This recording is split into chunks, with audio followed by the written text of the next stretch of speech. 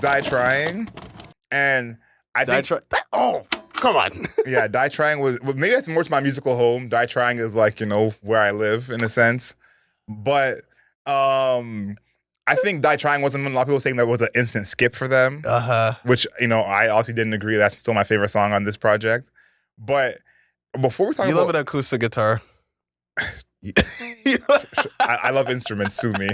I love instruments, put me in jail. You love an acoustic guitar and a singer-songwriter.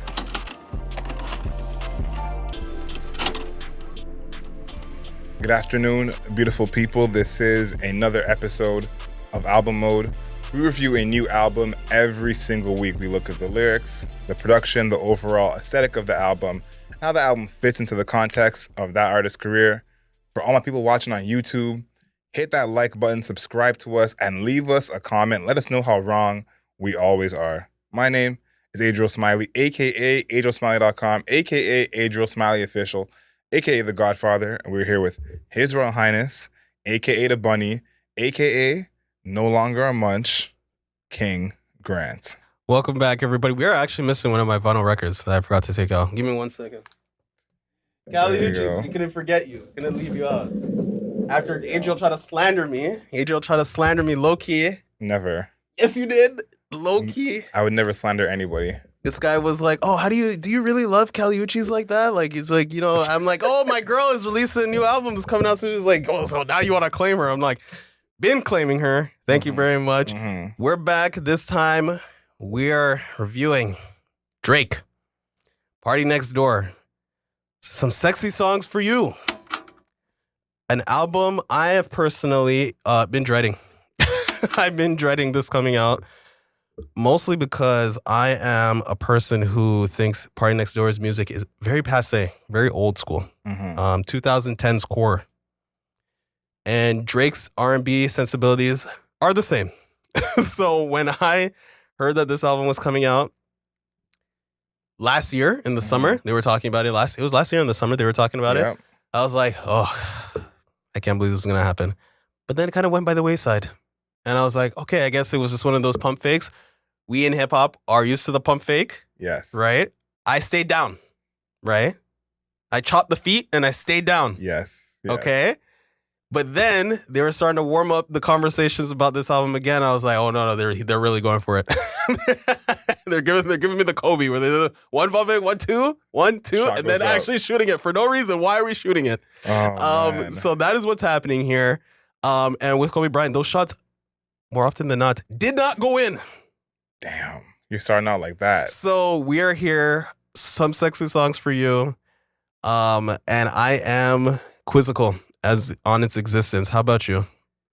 I was looking forward to it, but because we've kind of, well, let me not say we, a lot of Drake fans have wanted a Drake and PARTYNEXTDOOR album for quite some time.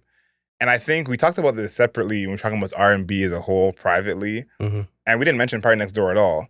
But I think he's kind of a microcosm of our whole conversation about R&B because he kind of lives in the underground of people who like a slower, more full R&B sound that's like not mixing really like pop or dance or electronic music. This is some hip hop, but it's very much at the core of the R&B sound. And I think it really is for a certain kind of Drake fan.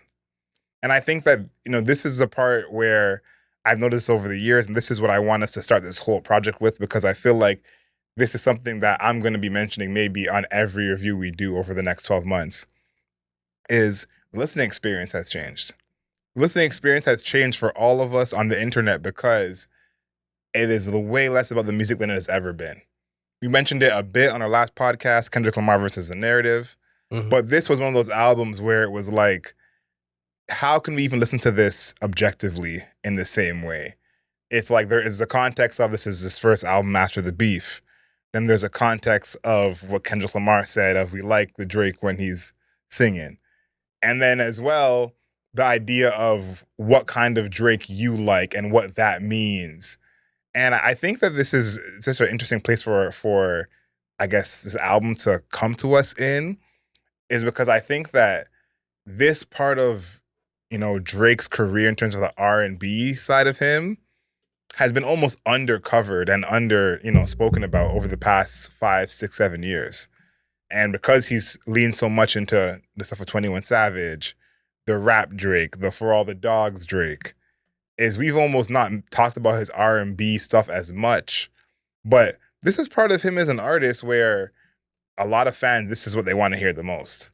Now, I'm not one of those fans, but I do understand. Listen, 'cause some of my favorite Drake songs are these songs. But I would say that the majority of Drake's fans have gone over to the rap side. Yeah. And it's I think important to bring up because at the start of his career, he was kind of, hated on for this of like, why is this guy singing? He's being so light-skinned. What's all this about? And to think, we're 12 whatever years later and we get a full album of this, I think it's interesting because what I have as the first thing in my notes is I'm actually still here for it from being an OG Drake fan, but this feels like it's 12 years too late sonically. I agree. I think that this was one of those things that this album was one of those things that people have been asking for since 2013. Yeah. I just want the R&B Drake, screw the hip hop, just give me 10 songs, 15 songs. Notice how I'm saying less than the amount of songs that are actually on this album. And just give me that. I don't need all the extra shit. I don't need the hard, aggressive. I don't need the braggadocio. I don't need the anything, the aggressiveness, anything like that. Give me the heartbreak Drake, as he was once affectionately called. Yeah. And he is come to us in 2025. And I know we're saying Drake a lot, Drake and PARTYNEXTDOOR. But I think that's fair. This is more of a Drake album. It's more of a Drake album, yeah. Yeah, even more than the 21 Savage collab album and even more than the Future collab album. Like, this is the most Drake collab album we've ever gotten. Yeah. So I don't think we're in the wrong by mentioning Drake all over his intro. Party, we see you. But we don't see him enough, unfortunately. I agree with you. I think he's genuinely the better half in this album, but he is about like 10%. Yeah, like maybe 1/3, I would say, of this project. I'm seriously thinking like 20%. Like, there's some songs where he is just the outro, and he's still technically on the song. What the fuck is with that? Like, I just can't believe that he's gotten marginalized so much. But this album has come, I would say, too late. And also, when we consider where Drake is in his career, considering that this is coming just after the beef, literally 1 week after Kendrick Lamar did the Super Bowl, we're here talking about an R&B album from Drake. I don't really fully mean this, but it feels like he admitted defeat. Because to go from the rapper, the strong man, I'm in your face again, very braggadocious, to let me make songs, let's make songs for making love and for songs for women. Making songs for women is great. Frank Ocean. Shout out Frank Ocean. Making songs for women. Huge tune. Yeah. But I think that he kind of ceded a lot of ground, and he kind of just retreated into a box that existed literally 15 years ago. And he's like, I'm done. I'm out. I actually like this move, even though I agree with that sentiment of like it does feel weird that he's doing this after the beef. But in reality, it's like all his raps wouldn't hit the same. Yeah. So it's like we want him to rap again and then not hit the same. Like, it's like, what are we really asking for? You know what I mean? It's like when we asked J. Cole to hop into the beef and then he did, and then we were like, why are you hopping in? It's like that's what I mean of like the listening experience isn't the same. Because the logic of wanting him to rap makes sense. We're not crazy in thinking that, but also we wouldn't even believe his raps in the same way if he did rap. So it's like us listening to this is like we want something else, and it's almost like all of the listeners, no matter what intersection they are coming from, is you can't separate what you want to hear from what you are hearing. Right. And I think like that's what I tried to do on like my second and third listen of this is like, let me take away what I want Drake to do, what I think Drake should do, and what the internet is saying Drake should do. Let me just actually listen to what he's actually doing.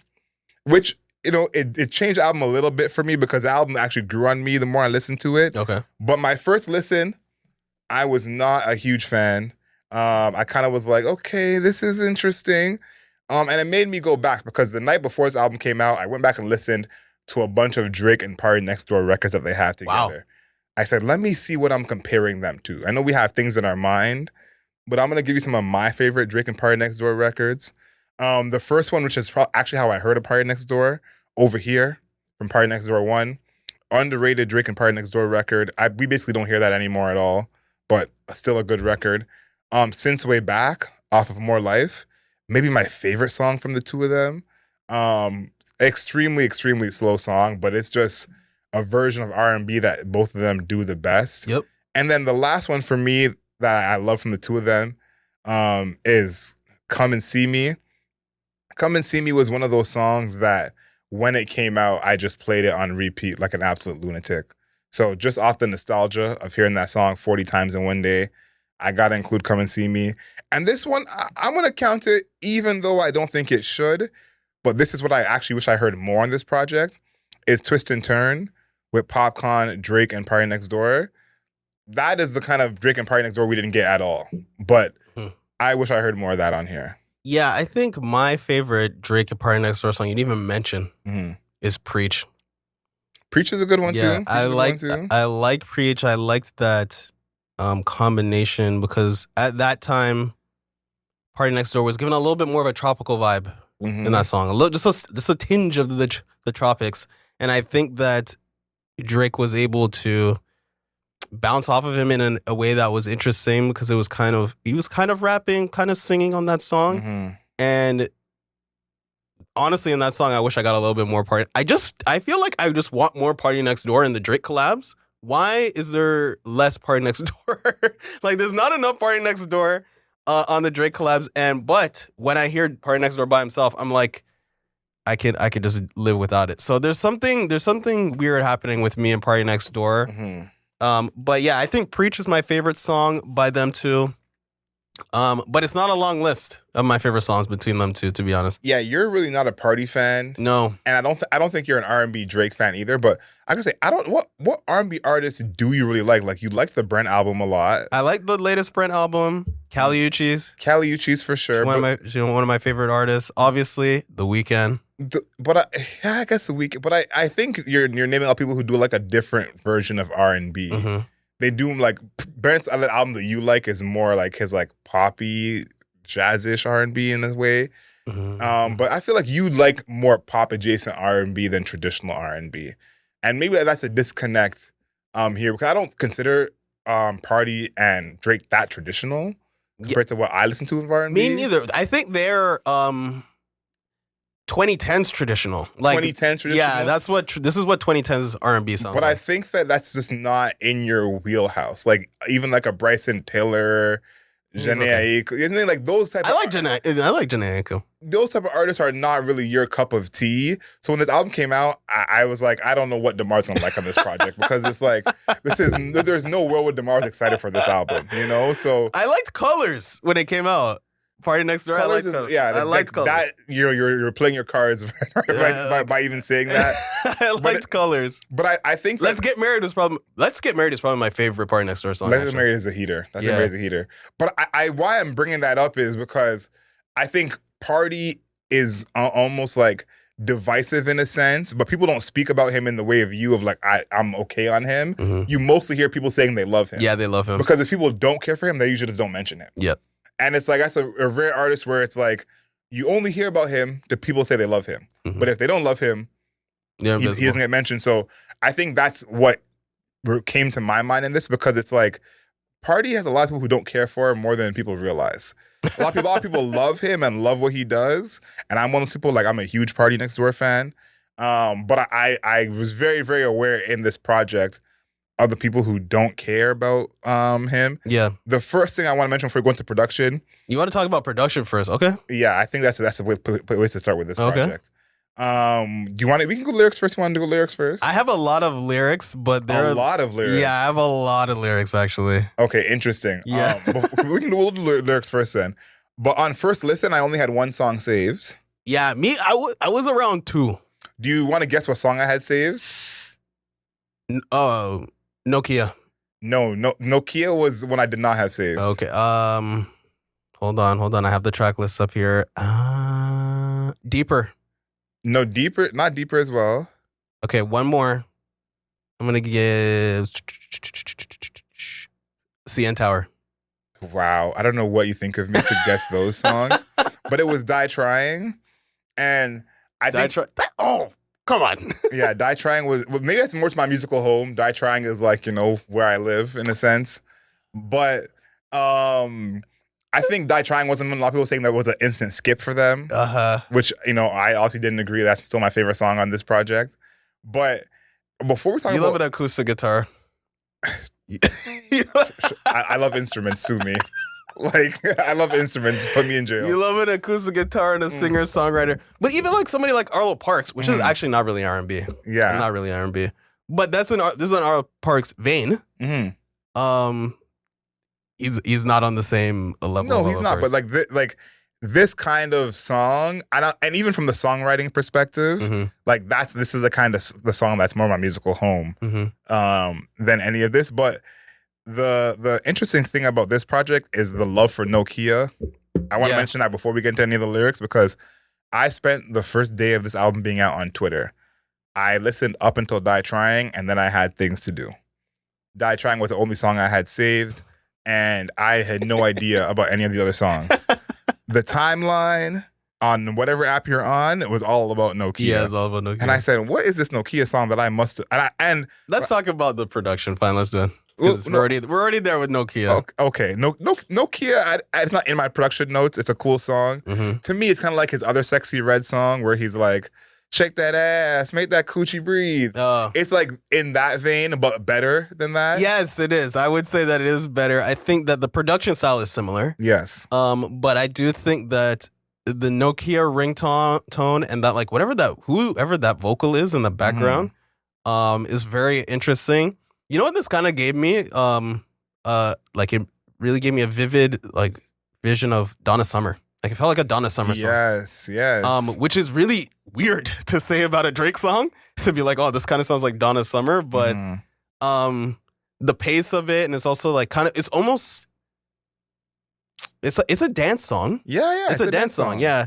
But it's approaching a Donna Summer, like almost like kind of like a rock dance song. But I thought it was really interesting. I think this is the most I wrote this down in my notes. This is probably the most interesting / best song Drake has dropped in his late stage career. This is where you're going far. I think you're going far with that one. I consider this is like, you know, we always compare Drake to like LeBron, and Drake is in his like Lakers era of his career, where he's got it, you know. He can't do it every night. Yes. But he's a once a week type of guy. He got his fastball there once in a while. He's got his once a week type of guy. Shout out to Bill Simmons. He's a once a week guy. And this is his once a week where it's just like, I've never really heard somebody else make a song like this, except for maybe, I don't know. I can't really think of a person right now. This is his bag. Like, I think like NOKIA is interesting to me because this is one of those records where I was like, this is the kind of record that only Drake is making. And it's a vibe that like only Drake is giving you. And it feels like someone should replicate it and could replicate it. He should be replicating this, okay? So now I'm going to talk about this album at large. The production on this album is actually atrocious. I cannot... You think so? I cannot stand this production. I just think you don't like this kind of music. Like I did when it was 2011. Well, that was sick back then. Well, I think that's more of a you thing. Like, to me, the production is the best part of this project. No way, yo. But in all honesty, it's like you don't like the 2011 sound of this, but it's like we hear artists' retro sounds all the time, and it's not a problem. So this is a type of retro that you don't like in particular. But it's not. But here's the thing: you could be like, oh, retro for something that an artist doesn't really do. This is what he has been doing for over 15 years. So all the shit sounds the same. Like when I'm listening to this, there's no difference between this and like, I don't know, like Miss Me. Like the song Miss Me by Drake. Yeah. Right? Or like there's no fireworks on this. You know, the song Fireworks. I'm talking about the song names, people. There's no fireworks on this. Like the dynamism from most of the songs that existed on a Jungle, on a Preach, on I'm really scrolling, thinking the Rolodex here. But any of the previous songs, from Take Me Later, even from like, obviously there's no Marvin's Room. Yeah, yeah.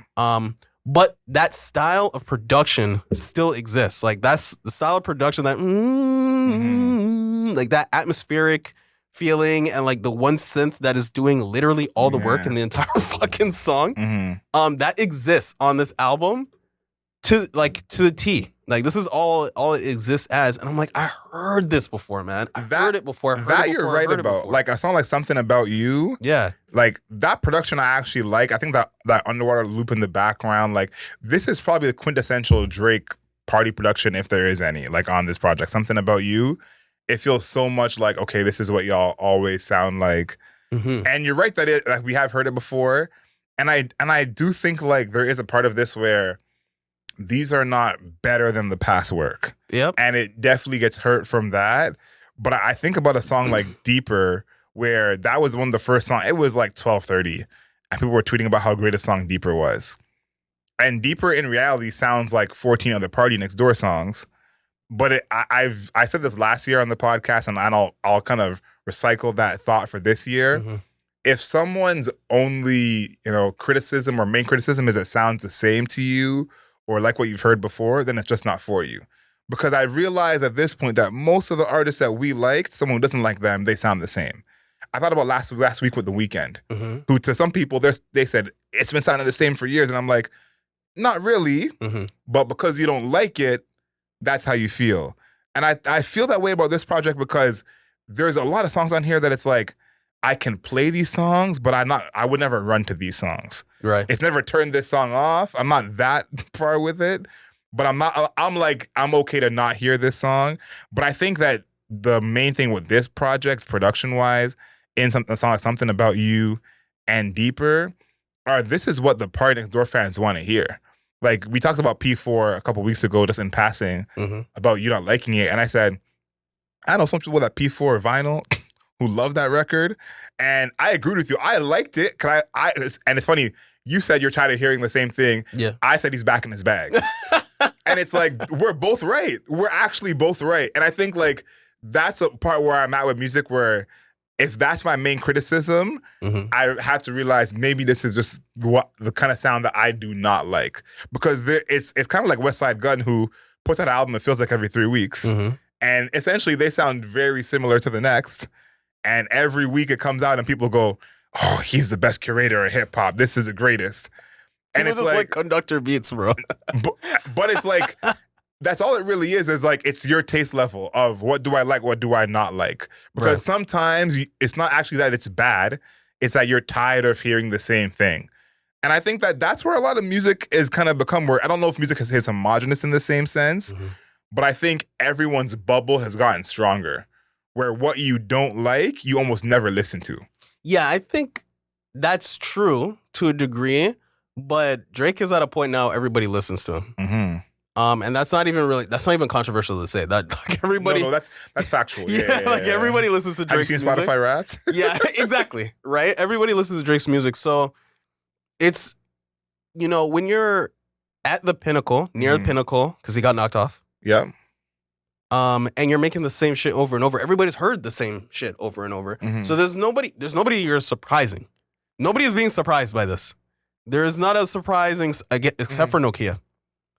I would say NOKIA, Die Trying, and there's Brian Steele is okay. I like Brian Steele. Oh my God. No, sorry. Let's stop right here. Brian Steele. I like Brian Steele. Is the literally exact kind of Drake song I'm tired of hearing. Oh, but you're okay with it?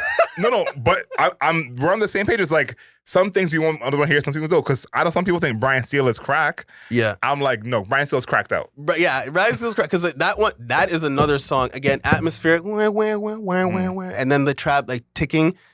Heard it a million times. That beat, his fast rapping, it's like a million times. And you know what's funny? We're talking about like all these sounds that sound familiar. Is I think like the bigger conversation about artists at his level making things that sound familiar. We talked about it with Post Malone when we review him. We talked about it with Beyonce. There's two things on this. This album really reminded me of CLB, which is probably the album in Drake's second part of his career that I like the least. Yeah, I like this more than CLB, but it really gives me CLB vibes of like you're cosplaying yourself. Yeah. Over and over again. But also, I think like there's almost two ways to go at it, because I would say all the artists that we're naming in this group, Taylor Swift, Post Malone, Beyonce, all of their music is getting worse. Every last one of them. Yeah. And Beyonce is slower than everybody else, mystically. Well, Beyonce is what I'm going to bring up, is because Beyonce is the one who's making the most different music. She's making the hard right turn instead of the soft right turn. Right. Post Malone is doing that as well to some degree with him going to country now. But I think like that is really the direction of an artist in this stage of their career, is like make the hard right turn, because we've heard you do everything before. And I realized with this project, and even though this project has so many problems for me, is like, I don't know if Drake even has that right turn to make, because he spent so much of his career making all these other sounds. Right. I agree. I agree with that. I agree with that. I do think there is a degree of Drake painting himself into a corner. So he'd be like, oh, he's done the, he did the Caribbean thing. He was doing reggaeton, or he's never done reggaeton. He does. Well, he has one song with Bad Bunny. He has one song with Bad Bunny, and he has this bastardized Spanish song. Oh my God. Which is actually Meet Your Padre is. I'm cool. I'm super cool. That's a yo, like, respectfully. What the fuck was he thinking? We can talk about that in lyrics, I guess. Well, that was really bad. No, that one's bad, but but hold on. Go ahead. So, I do agree. He's kind of painting himself in a corner a little bit, but I would say maybe not. Maybe you just like painted a bunch of different rooms. Just go walk into a different room. You spend all the time in, like, let's just use the house metaphor. You spend all the time in your fucking bedroom. Go to the living room. Yep. Check out what's going on in the kitchen. Dining room every once in a while. And I think that he has been unable, he visited those, but then he always goes straight back to his room. This, it's funny, this is actually what you asked for in a sense, but it's just not the room you wanted him to go into. Go somewhere else. But go hang out. This is my biggest gripe. And this is what you asked for. I feel like I've been saying this about Drake, and I'm actually getting to the point now where I thought I put this in my notes. I'm going to start. I think it's getting to a point where I might have to put Drake in the NBA Youngboy zone. We're not. I think that's going way too far. I have to put him way too far. He is getting to a point now where it's all the same shit. Like this album, the previous album, CLB. Well, For All the Dogs. Like the past 6 albums, Scorpion. Well, all sounded the same. Well, why are we listening to it? I think that's like grossly untrue, because Honestly Nevermind was not the same. Honestly Nevermind, I've grown to hold Honestly Nevermind near and dear to my heart, because this is the one album where he actually tried to do something. That album platinum in my house. Right? He actually tried to attempt to do something. But I think Her Loss was, again, more in the 21 Savage direction. Doesn't sound like this. For All the Dogs, we didn't love, but the Scary Hours edition was nothing like this. Yeah, that was 4 songs. 6 songs, 7 songs. But in reality, what I think is happening is this is actually what you asked him to do, of going into a room in the house. He went into the R&B room. Now it's already existed. You already been here, though. You already been here. But I that's the part I'm like, I think you're saying a new room, and I'm saying like the new room thing is something you're reserving only for Drake. That's not true. I'll tell you why. Post Malone and Beyonce didn't go into a new room. Beyonce's made country songs before. Post Malone's made country songs before. They just said, I'm making all country songs. Right. So it's not a new room. I've been here before, but now I'm spending more time here. Yes. So I think that's what Drake is doing. He just chose a room you did not want him to go into. He's already been here, though. But the R&B aspect of Drake's But he doesn't have an R&B album. So what? He's had every album. He has 5 R&B songs on it. So it's not like this is unexplored. Like this is like back to square one for him. This is back to what we were talking about at the top of the podcast. In 2021, 2022, or 2012, and 2011, 2013, there was a very vocal and a very observed outcry just make an R&B album, right? Because up until that point, he had been making R&B songs, and it just so happened it was like 5 out of the 18 songs were R&B.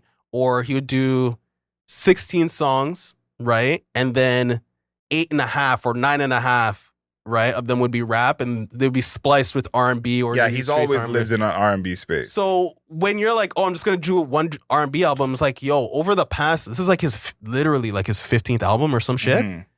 There's a long trail, exorbitantly long trail of R&B songs. He went to the wrong room. So I'm like, do something, literally just do something else, man. Do anything else, man. Fuck, it's so boring. It's actually got to a point where it's so annoying. Like, I get angry listening to this music now. It's like, do anything else. Do you have any other musical thought in your brain beside the same songs over and over and over again? I would love to hear an album of Die Trying. That's the direction I want him to go into.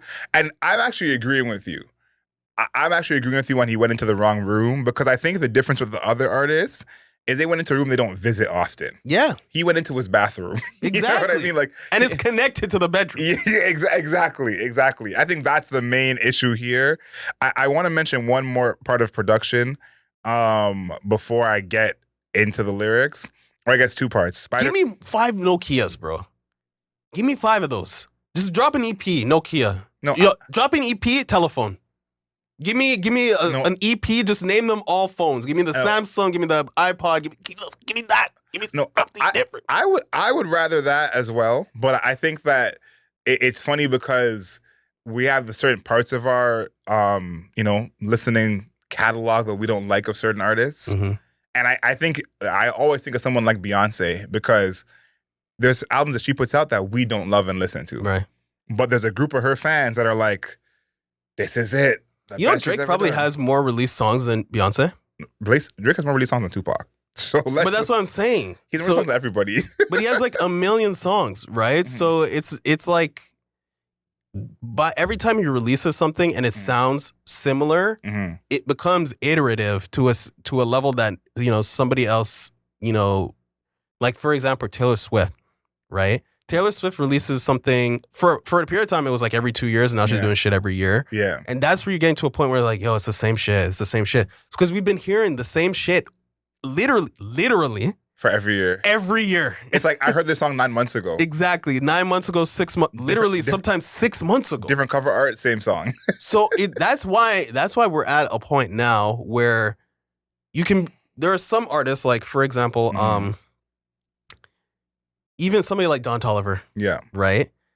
He releases an album every 2 years, every 3 years, but he's new. So you can do that. Right? But if you're somebody like Nas and you're dropping an album every year, it's insane. But the fact that he left, then he came back and then he was doing, like he did like the work with Kanye and it was kind of like whatever, took a break, new producer. Completely new producer, abandon everything, everyone, anything in the past.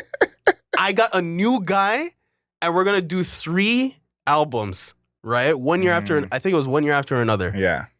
Then you could do your 1 year after another. But listen to what I said: abandon everything, everyone, everything. Previous producer, everywhere gone. All at once. Everybody is gone. Different producer. Then we can do an album a year. Then it sounds so different that we're like, oh my God, Nas revived his career. Yeah, I agree with you. I think what he's done, especially in this case, is really going to the wrong room. But the past 2 years, especially after CLB, because CLB, that's when I was like legitimately worried about what's going on in his career, is I've tried to really compare him to the like other pop stars that are at his level, at least in terms of a commercial success. And I'm like, Beyonce is doing the thing that we wanted most of them to do. And I Post Malone's in that as well. I know we didn't love his album. Of like, choose something that you don't do as much and make the right turn. And dive all the way in. And I think with this project, I've tried to do a good job of asking like the biggest Drake fans in my life what they think of this project. Yeah. Because other than any project he's ever done before, this is a project I'm like, this must be for the Drake fans. Because I said that there are some songs that he has where I'm like, who is this for? Like, who is this song for? And I think especially because the masses doesn't love this kind of Drake, like Mothballs, hate that song. But it's like, there's a group of Drake fans that loves that song. And I feel like in Drake's fan base of any of these other pop stars, we kind of have more of a confusion and ridicule for that fan who loves that kind of song. when I think about with Beyonce's Renaissance, there were songs on there that we were like, mm, I would kill for a Renaissance from Drake. Oh my God. no, we would. But I think like when fans love certain songs on the Renaissance that we don't love, Yeah. we can understand it a bit more. But here we're kind of like, you've heard this before, you still love it. And I think like, this is why I said the music experience has changed, because essentially these are still not bad songs. But the context of this is the 80th song you've done like this, and you did an album full of these songs, it changes it, because this is, again, like Future. All our Future projects that we've reviewed, we've been like, are we going to hear new Future songs? Are we going to hear a new Future songs? Is that what it's going to be? Yeah. Last year was the first year we heard new Future songs over and over and over again. Mm-hmm. And I think like with Drake, that's kind of our main concern we've had on this podcast over the past 4 or 5 years. The one thing I think that has been really, really evident to me that hasn't really changed is the lyrics. And I think that lyrically, that is when I really started putting Drake with the other pop stars. Because I thought of this album that came out a couple weeks ago, one of my favorite albums of the year so far, Life is Beautiful, Larry June, Alchemist, and 2 Chainz. And the content on that album and the Drake album are 2 complete different worlds. Yo, Larry June is actually an adult. He raps about adult things. And I think that's a part of it is like, Drake is older than Larry June. But you wouldn't know from the actual content of the lyrics. Never. And I think that that's one thing where Drake is really like almost still in his like young pop star phase. How though? And well, Drake is damn near 40. Legit though. No, and well, I'll tell you why. Because I think like the age part of it is not the part that I'm hung up on, because I've spending time with people in their late 30s, like people have fun at all ages. So I think him being in his late 30s is not really the problem to me. But I think it comes from a lifestyle choice. And there's 2 things that I show is like, of the big 3, he's the only one who's not married. Mm-hmm. That's, you know, I feel like is a huge part of it. And when you look at the other pop stars, it's like the pop stars who are married and in relationships, Beyonce, Justin Bieber, not really in the young pop star mold, regardless of age, because Beyonce and Bieber are like 15 years apart. Both are not living the Drake lifestyle anymore. But people like Post Malone or Taylor Swift, even The Weeknd, outside. And so it almost comes down to like, is this person in a serious relationship and settled down? Yeah. Or they're single and still a pop star? Because we haven't seen as many people who are like single and pop stars just like be normal. Like it's like who comes to mind in that sense?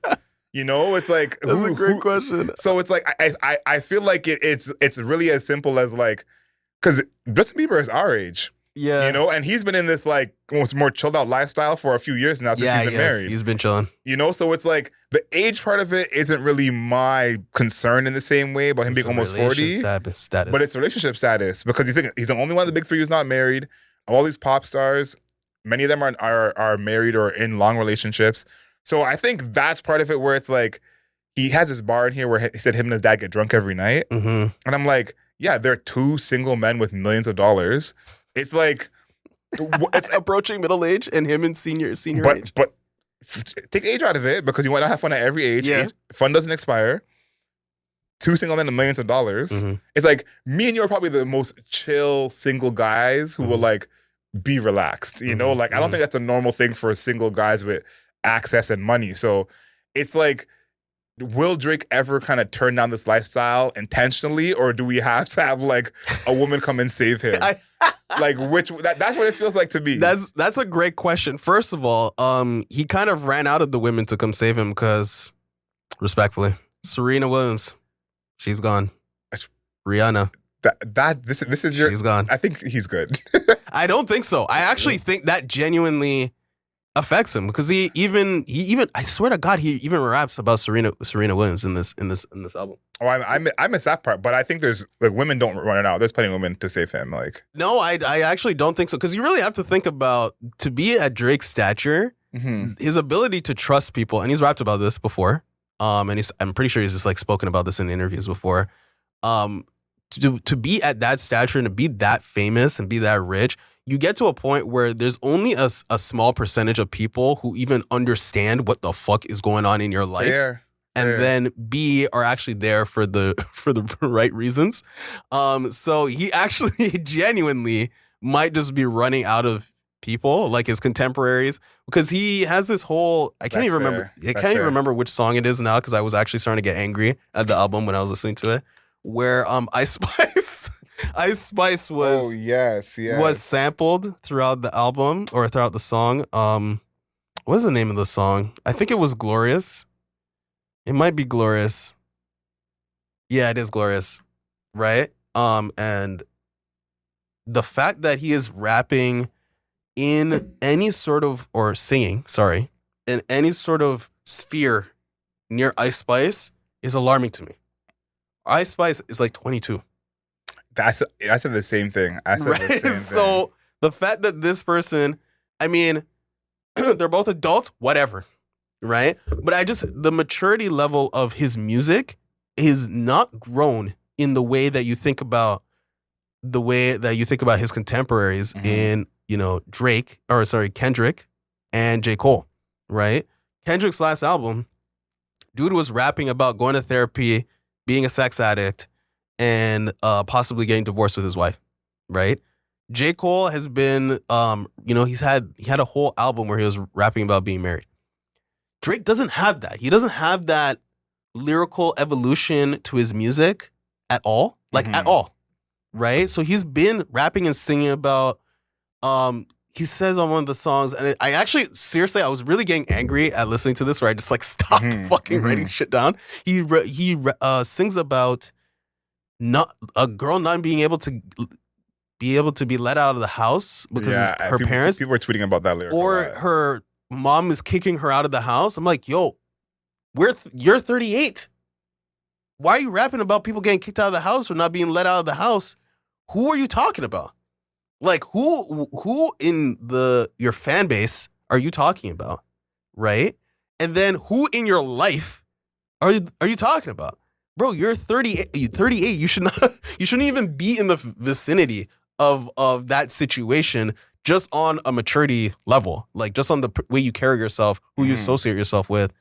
That shouldn't really be part of your life anymore. So for him to be singing about that shows like a lack of maturity to his lyrics. Like he hasn't developed past Take Care. Like that is a lyric I could have heard on Take Care and I'd be like, yeah, I know exactly what you're talking about because we're all 23.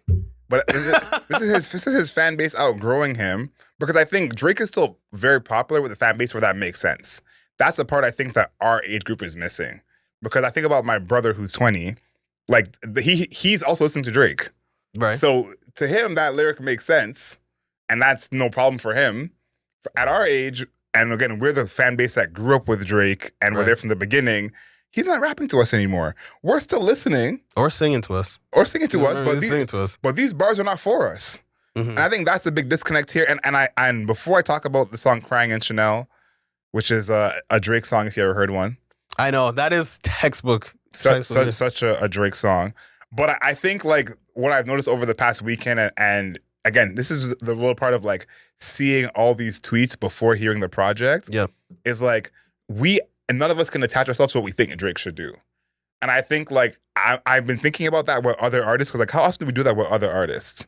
Where what we think they should do is like the narrative we're holding on to with the music, and it like kind of, shapes our mindset. Because I agree with you that it's a, different mindset to have in the world Drake's living in. But it's like we're all very attached to what we think he should be doing. And we can't hear his music without having that in our heads.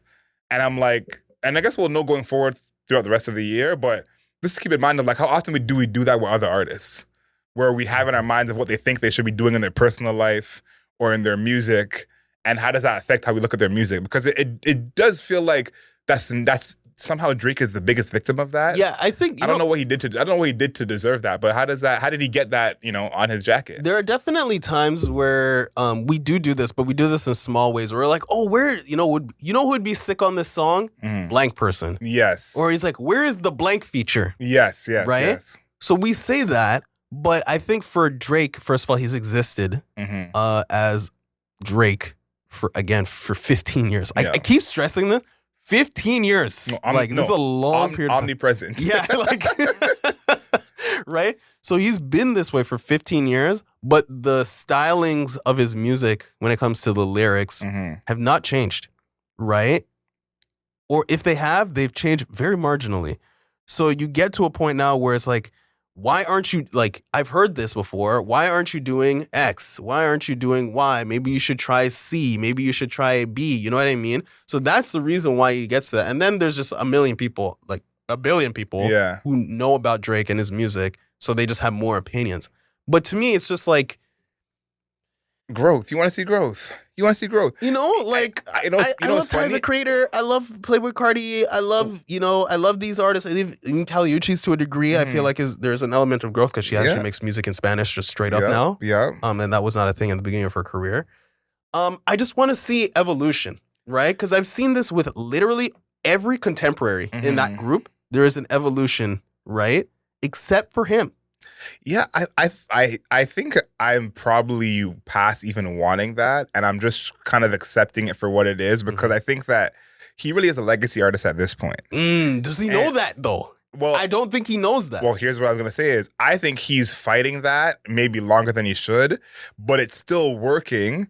And this part of his career, we're gonna see how this part of his career ages. When 10 years from now, are we gonna really be like, I wish he didn't make those last 3 albums? Or is it going to be like, okay, we got NOKIA and some other songs. It's okay. He rapped on Stories of My Brother. Like, how will this part of his career age is a big part of it. Yeah. But I think, like, he's a legacy artist where at this part in their careers, I think of, an act like Nickelback. Oh, my God. They put out new albums. Do we know what they have on them? Do we know what they sound like? No. But they put out new albums. How the mighty have fallen. But when they tour, they just do all the old stuff. Yeah. That's all anyone cares about.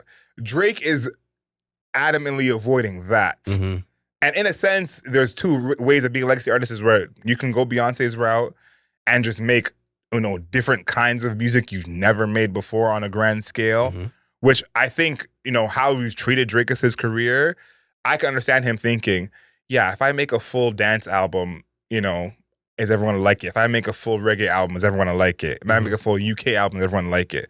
Because every time he does one of these things, he's called all types of names. So I can understand him not wanting to do that. But he's also avoiding being Nickelback, where I put out this new album, no one actually really cares for it, but my tour will still sell out and I'll do the old songs. Right. So it's like, we haven't really seen someone stave off legacy act status in the way he's doing it. This is actually kind of unforeseen. Because usually it's the Beyonce route where they do something completely different at this stage in their career. Shout out Madonna. She was doing that. Madonna as well. Madonna's a perfect example of that. But I think that, like, we're seeing it not be received well in the present. It's just to see how it ages. Because I think in reality, how it ages is remains to be seen. One thing that hasn't aged well is his lyrics about tricking. Okay. Drake is tricking more than any rapper out there. It's kind of sad. Not going to be honest. I'm going to be honest with you. And which song are you going to bring out? Because I have Crying in Chanel. Okay, because I have another song that is similar to that or similar in theme. So I'll let you go Crying with Chanel. But I'm going to bring up everybody's seemingly favorite song and telling you why it sucks, actually.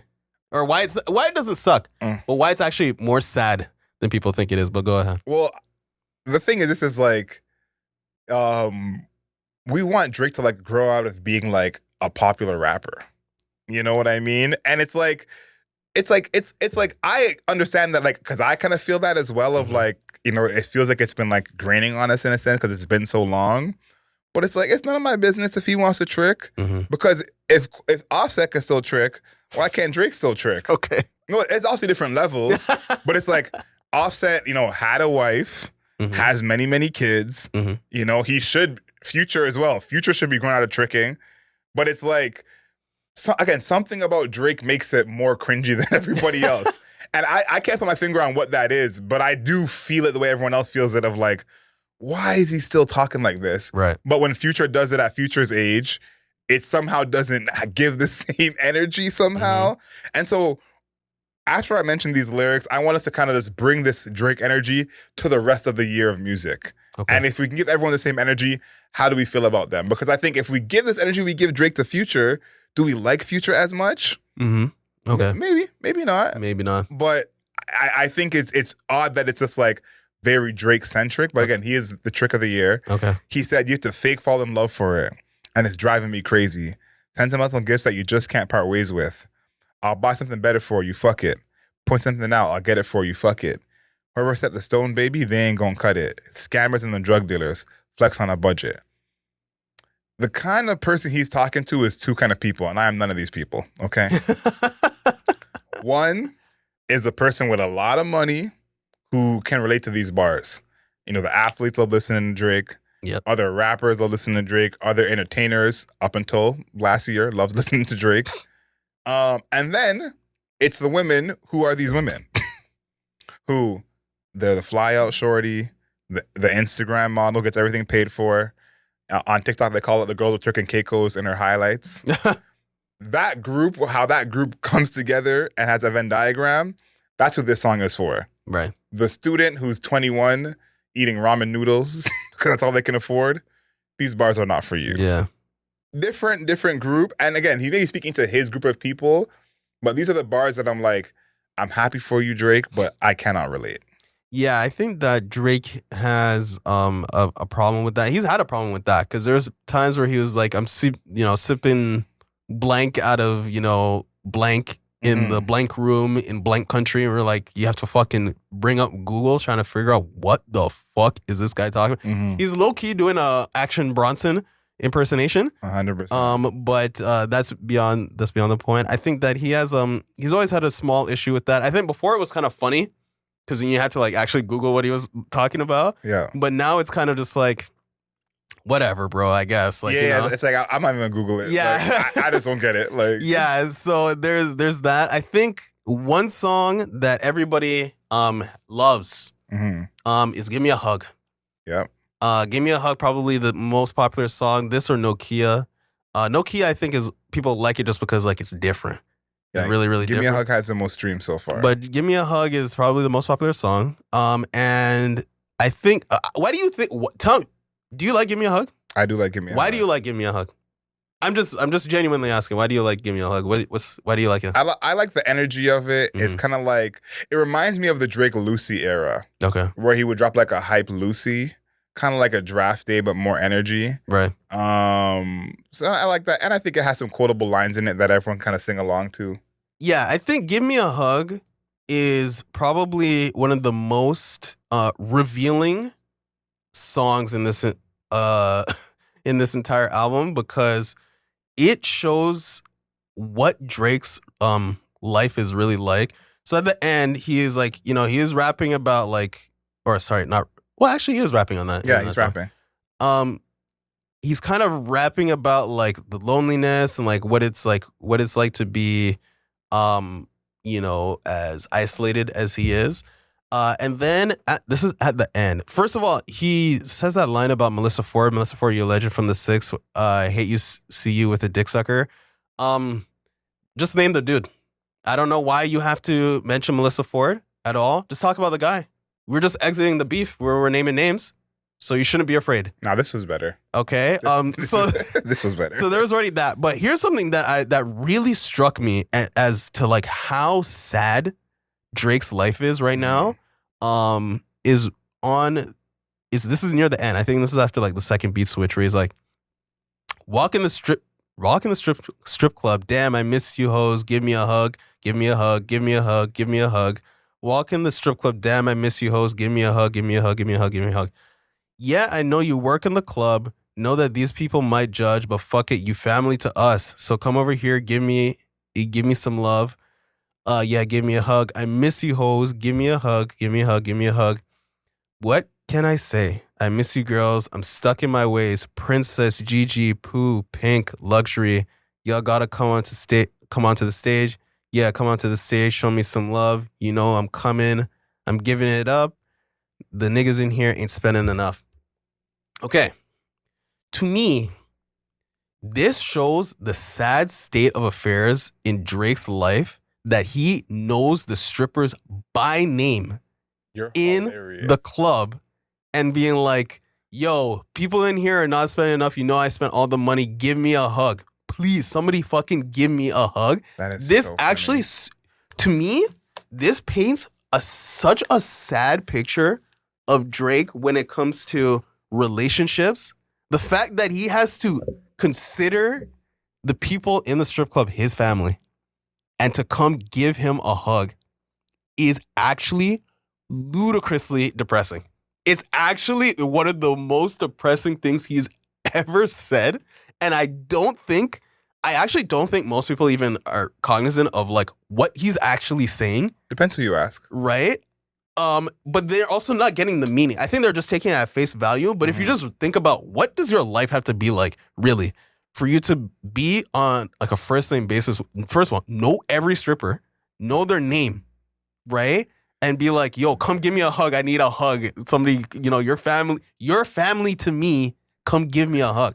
These are people that you pay money to get naked and dance for you. We're not gonna diss strippers. They're great. I'm not dissing strippers, but I'm trying to show like. But that's his place of business. You know what I mean? No, but it's not though, because he's saying your family to me. No, but I'm saying like you're a coworker with someone for a long enough time and their family like. No. No, nigga, no. Like, no. So but that to me shows me, yo, this guy's actually in a fucked up like state right now. Like, as Kendrick was trying to say on Family on Meet the Grams. Like everybody, I think people are taking it more in a joking manner, more of a fun manner. But I'm like, yo, to actually really say that is really fucking sad. Like to really say that and to mean it, that is a sad state of affairs. I half agree with you. Tongue in cheek, I have to agree with you there because it's like, again, you have to be in the strip club on a consistent basis, But at the same time, I think it goes back to what we said about like the life he's living, the culture he's living. It's like he's on tour often. He's clearly out often. That's what happens when you're out often. It's like if you have, a wife and kids. Well, let me say that. Some rappers, when they have a wife and kids, they're not out as much. You know what I mean? So I think it goes back to the lifestyle thing, and this is just a lifestyle. And he said it. He's like, I'm not putting a ring on till I'm in a cemetery, something like that, because itinerary is so full. Yeah. So this is the lifestyle that he clearly has chosen to live in.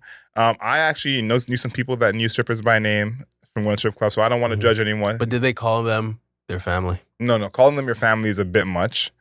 But I think as well, America has a different strip club culture than we have here. And so they go to the strip club, like a restaurant in a different way. So it's like saying the name of your waiter wouldn't be frowned upon in the same way. Obviously, a stripper and a waiter are two different things. Yes. But strip club culture in America is not the same as we have it here. I think here, if someone called strippers their family, we'd be like, you need help. You know what I mean? And it's like that picture of Lou Williams in the strip club during COVID. He's like, I was picking up some wings. I didn't even stay.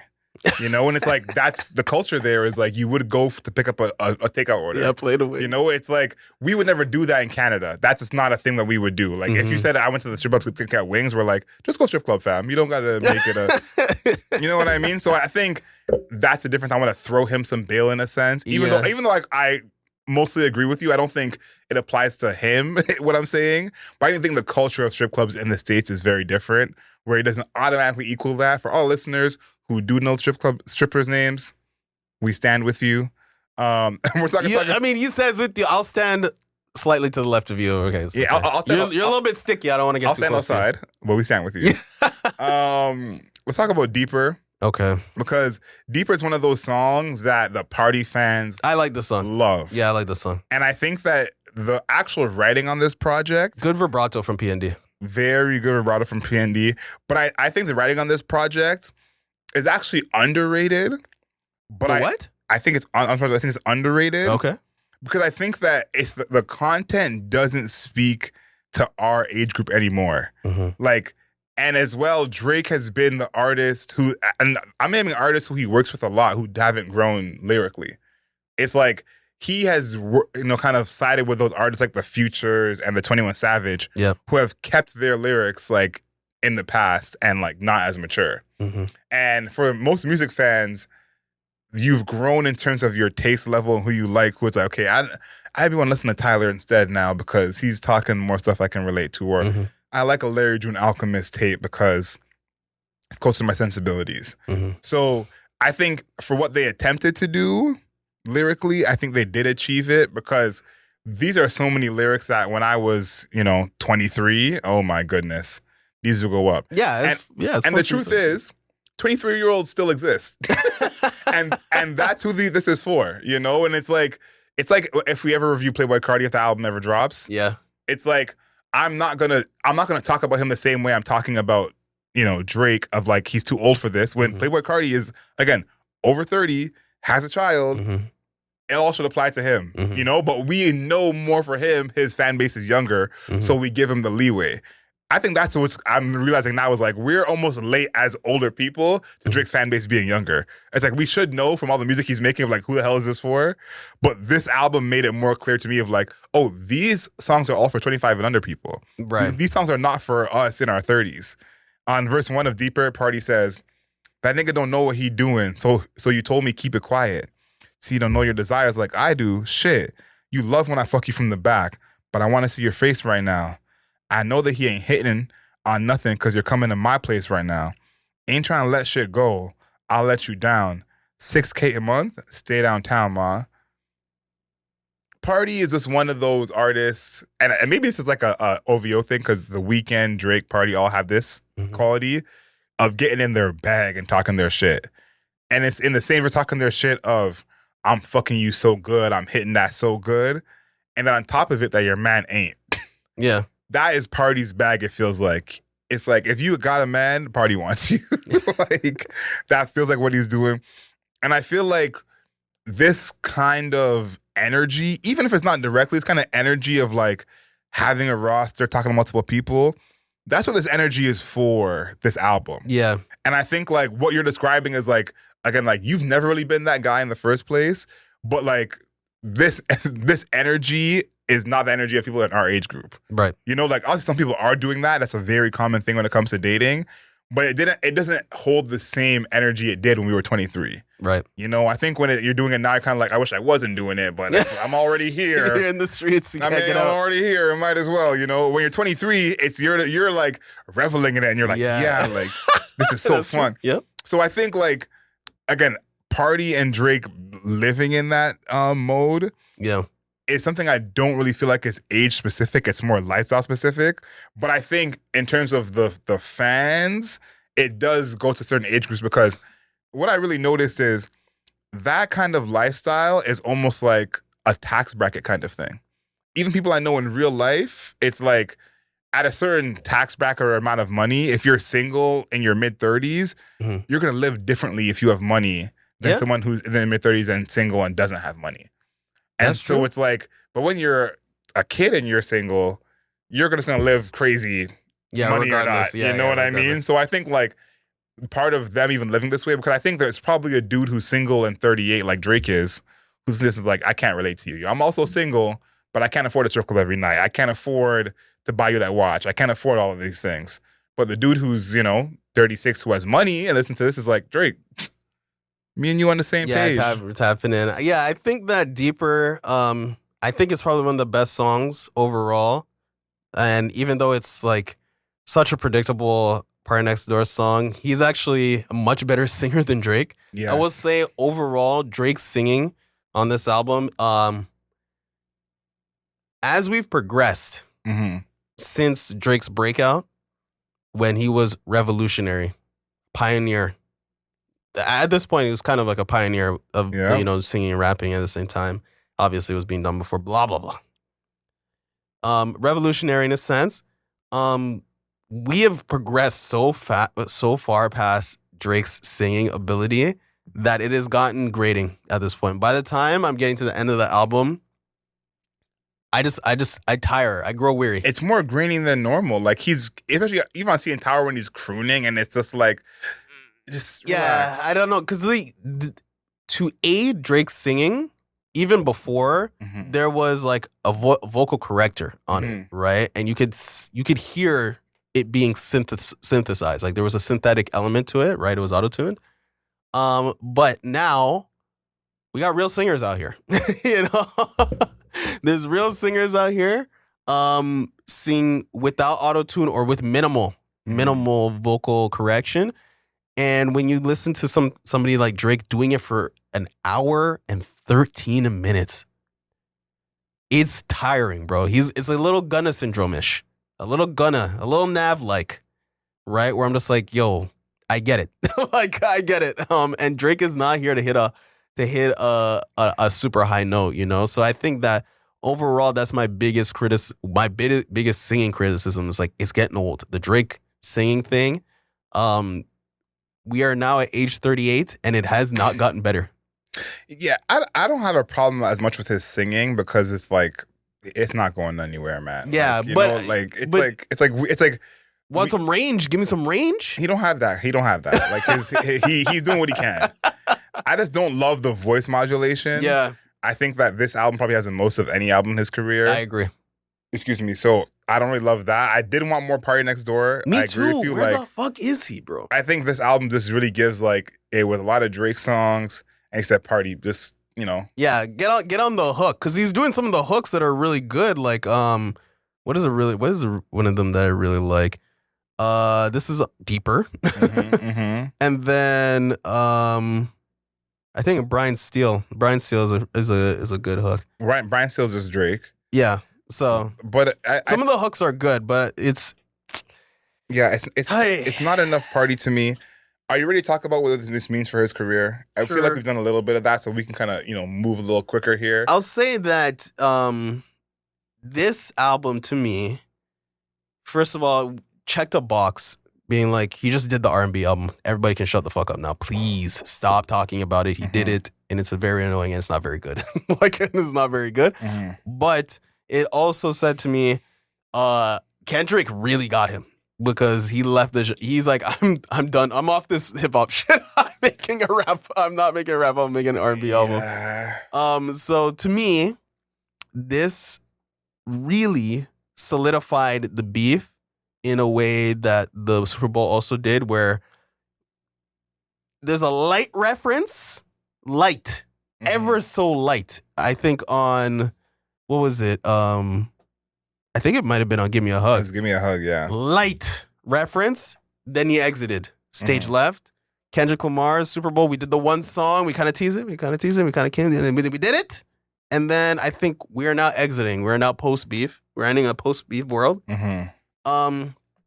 And I think that Drake, he got hit. It did damage, and he tried to go to the safety of the R&B space, and I'm like, yeah, it ain't working. You need to find somewhere else to go. I think that what this means for his career is in two ways. I think, again, clearly Kendrick did a number on him. Yeah. That goes without saying. But I think that we talked about this a little bit on our last podcast, Kendrick versus the narrative, is that Drake's like quote unquote core fan base and like super fans have almost been like neglected in the past 3-4 years of like, do they even exist? Who are they? What do they want to hear? He's become like such a big star that it's like we forget about him even serving those people. And that's what I feel like this album is. Now, those people don't seem satisfied to me, so that's a whole separate thing. But I think like we haven't even thought of that, of like he's serving his fans and this is for his, like, with Drake is like he's such a big star that doesn't even like come to mind in a sense. And I think like that's the one part that I think I remembered with this project, of like this is actually for the real Drake fans. Like you're not a casual Drake fan and liking this project. Like that's just not happening. I kind of feel like this is an album where I feel like he's more solidified than ever, of like he's not going anywhere. Because this album's not really that good. It's okay, not that good. Freddie Gibbs and John River both made posts about him stealing their stuff. That didn't affect his sales at all. And then on top of it, it's like, I don't have a song from this that I love. I've heard that same sentiment from many, many people.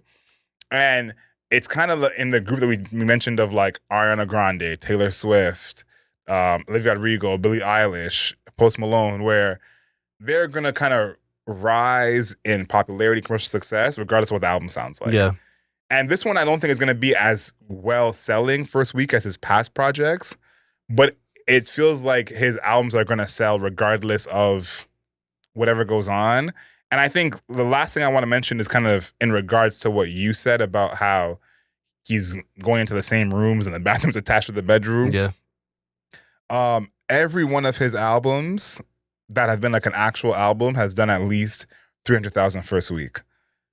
375,000 first week. Mhm. The two that are under that is one Dark Lane demo tapes, which was just, Atrocious.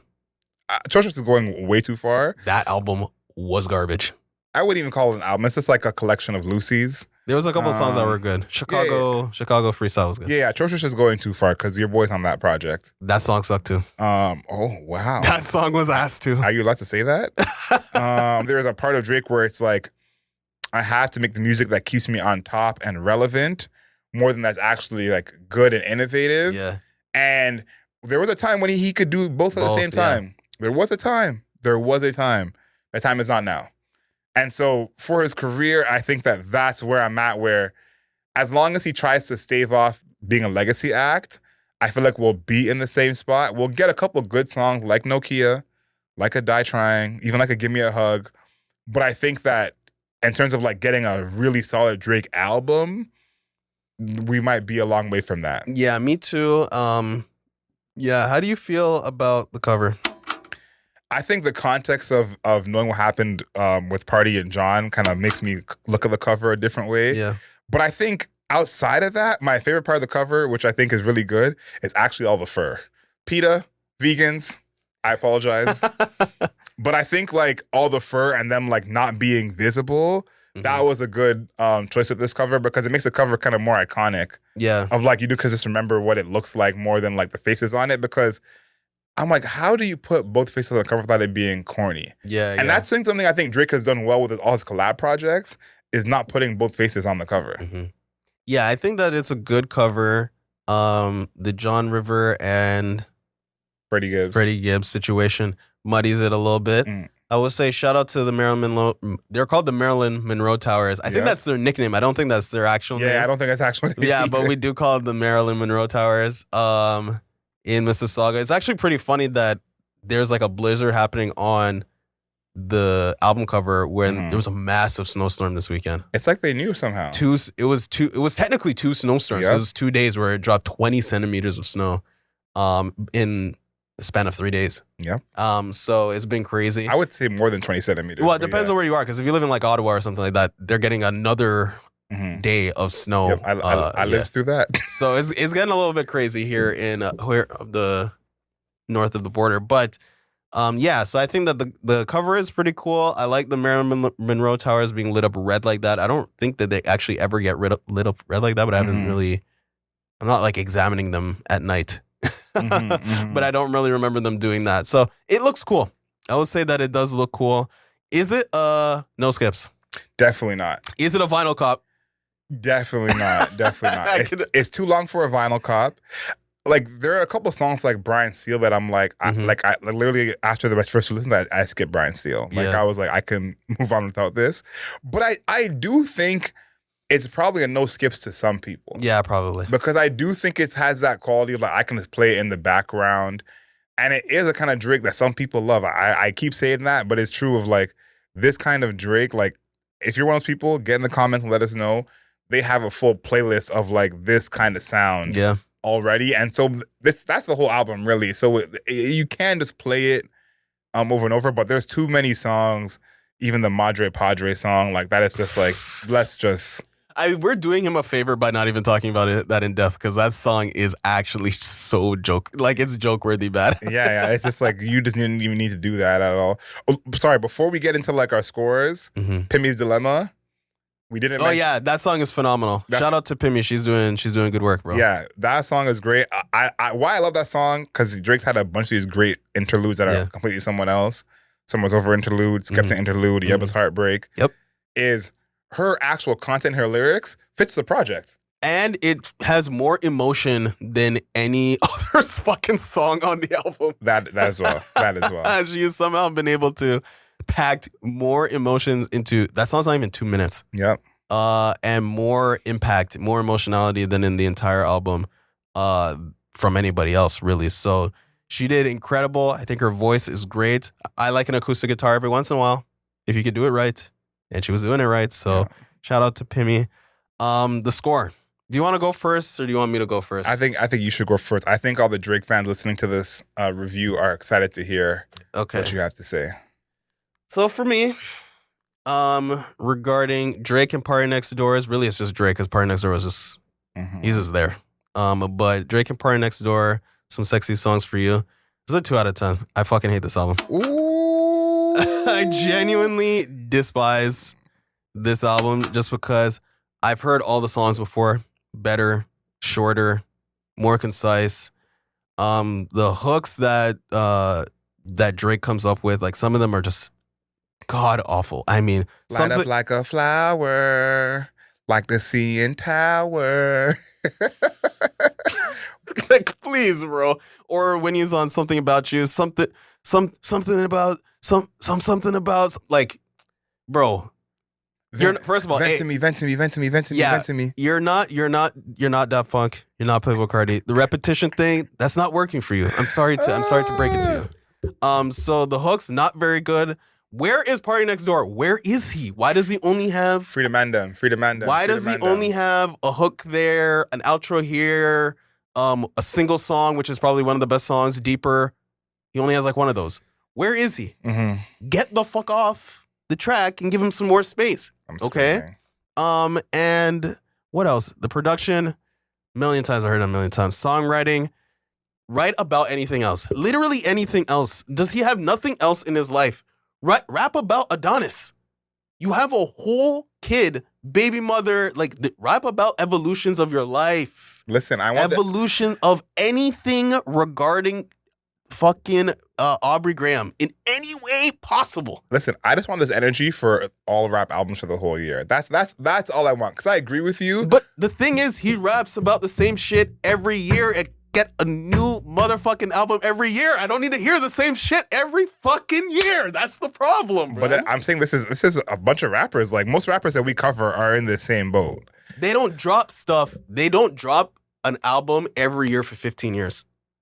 That's the issue. There's a scarcity that other artists have. There's a scarcity that other artists have that Drake has thrown to the wind. Fair. Right? So when it comes to this album, I'm just like, I'm over it. I'm over it. Maybe there are 21-year-olds that are just getting into the fray and they've never heard Take Care. And they're like, oh wow, I can't believe that he's rapping about being so lonely. And they've never heard Marvin's Room. And they're like, oh my God, Deeper is so deep. I can't believe it. Get it away from me. Okay. So 2 out of 10. It is the most boring, generic. Like by the time I get to Die Trying, I want it off. Just turn it off. Okay? Like I get to a point where I just want it off. I don't want to hear his voice anymore. The monotone singing is so annoying. I hate it. Like I actually hate it. It's a 2 out of 10. This is probably like one of my worst album reviews I've ever get. Like, yep. I can't stand it. Like, get it away from me. What is your score? I'm not as harsh as you because I think that some of the criticisms we have, I'm just letting everyone get away with. Like most of the criticism. No, I'm not just him, but I have 6 songs liked out of 21. Everyone. Like I think like saying your music sound the same. Everyone can get away with that. That just means I don't like it. You know, to talk about something different, we let every rapper get away with that. That's something, you know, we don't need to just only get mad at Drake for. You're too old for certain things. We let Future and Benny the Butcher get off every, you know, Pusha T is selling drugs to this day apparently. I'm out on Pusha T. No, but I'm consistent. My only thing with Future is that voice modulation, there's something happening. The singing is different. He actually has real emotion to what the fuck that he's doing. No, for sure. But I do think some of these things that we let everyone else get away with, we, you know, give Drake more of a hard time, which I think he's almost earned in a way because we put him at a higher standard. But for me, this album is not for me. And I'm giving it a 5.5 out of 10. Wow, I cannot believe that. I am genuinely shocked about that. And there's a full point for the second half of NOKIA when he says, baby girl. Oh my God. Just bringing that into my life, it gets a full point on its own. But this album is not bad. It's not good, but it's not bad. You gave it a 5. Average.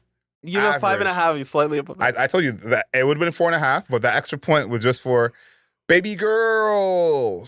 You know, so it's not enough for me. Out of respect for baby girl, I it gets a 5.5. I have 6 out of 21 of these songs. Like. I may not even have 6. So what are we talking about then? no, I said this album is average. Like, let me see. I have 2, 4. I have 8. Okay. So, but to me, this album is just average. I think the actual like aggression for it being like, actively bad is more just like Drake related fatigue.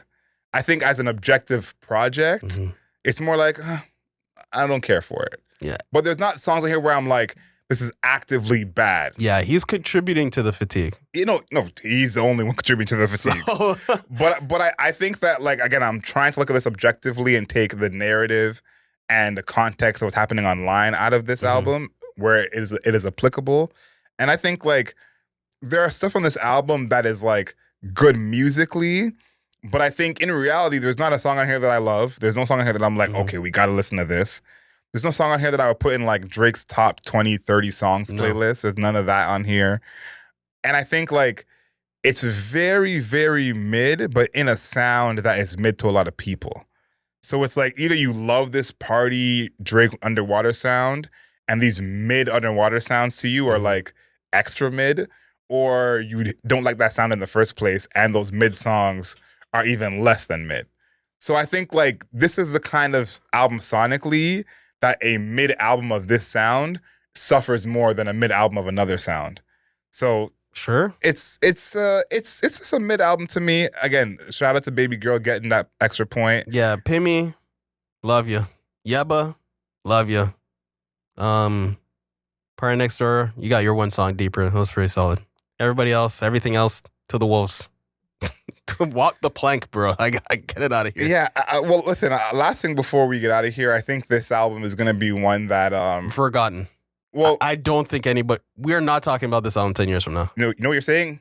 You're right. I was going to say we are talking about this album 10 years from now. I've been checking in with like my brother and his friends and how they feel. They like it more than us. And this album is definitely the soundtrack for a different lifestyle, a different vibe than we have. Have they heard So Far Gone before? I know my brother has. The rest of them I can't speak for. But So Far Gone was more rapping. This is like barely any rap on this. Have they heard what was the name of the album? The one that came right after the album. So Far Gone? No. Thank Me Later? Yeah, have they heard Thank Me Later? They probably haven't. But I'll say this, but I think none of those albums are comparable. This is the least amount of rapping Drake's ever had in an album. We've had other albums where we're like, he's almost doing too much R&B and he wish we could rap more. This is an album where there's legitimately like 3 rap songs. Okay, whatever. So I think that is going to make this album memorable in a different way and for a different group. And this is probably, to me, not a classic at all. Not in Drake's top 10 albums. Not an album that I'm going to be listening to.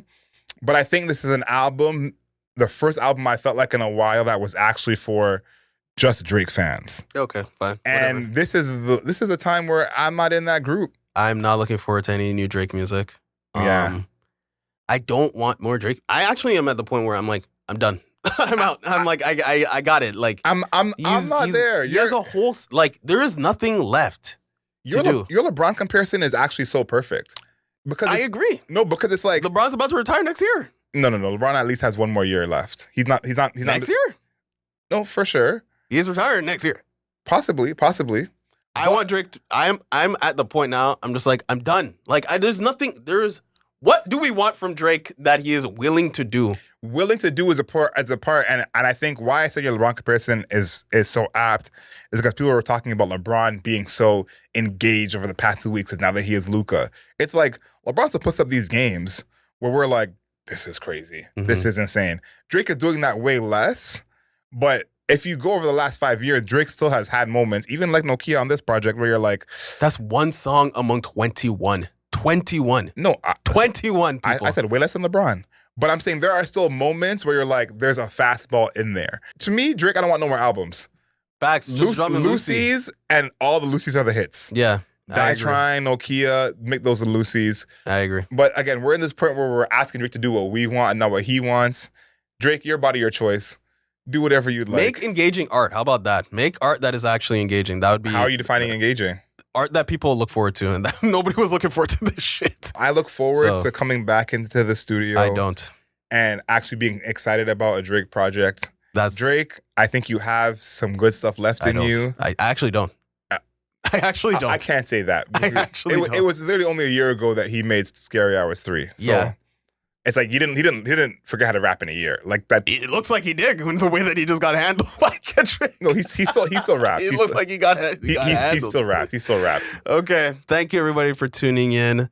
Make sure you follow us on the interwebs at Album Mode Pod on TikTok, at Album Mode Pod on Instagram, at Album Mode Pod on Twitter. And make sure that you leave a comment, rate, subscribe. I want to see people in the comments trying to defend this Drake album. I want to see somebody, if you are over 30, please, I want to hear what your comments are about What happened to you? Drake. You were like your cultural age was 22 like last year, and now you're open for the over 30s. I just want people who have a breadth of understanding Drake's music to comment, because I think those are the people that I want to actually speak to, because they have a grasp of that 15 years and actually can see the full spectrum of what he's doing. Versus if you're like 22, respectfully, you weren't there. You were not. you were not there. Yeah. So you don't really fully know. If you listen to everything, then we can have a conversation, because then you would just, I feel like you would just logically arrive to the same point that we were at if you heard of all this. Yeah. There's no way you can be high on this. Well, that's not true. There's no way you can be behind this in terms of comparing it to himself. Yes, exactly. Yeah. So, anyways, Adriel, make sure you know yourself and know your worth. Later days.